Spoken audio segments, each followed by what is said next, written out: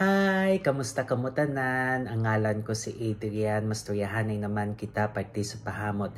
Ini nga pahamot nga luyag ko istorya sa inyo subong tawag siya Mandarin Basilic for Women.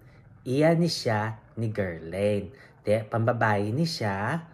Pero kung luyag mo siya suksokon, bahala ka. Pag gusto ka, no? De, ano ni siya klase nga pahamot?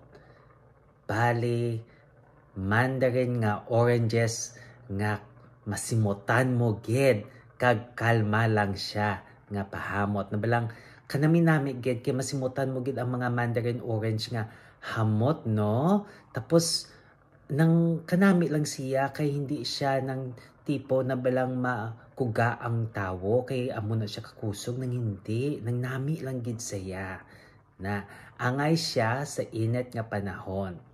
De, ano ang iya nga mga nota? For the top, we have clementine, bitter orange, orange blossom, green tea, kag ivy. Baw, kadamo na sing mga citrus, tapos kingaan siya sing cha. No? For the mid, we have mandarin orange, kag basil na mandarin basilic na. No? Mandarin orange, kag basil.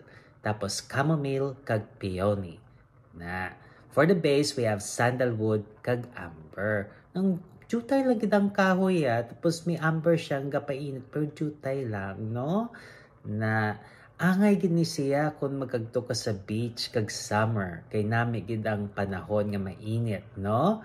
Ang angay nga temperatura nga para siya is between 80 to 100 degrees Fahrenheit o kung 27 degrees Celsius to 38 degrees Celsius.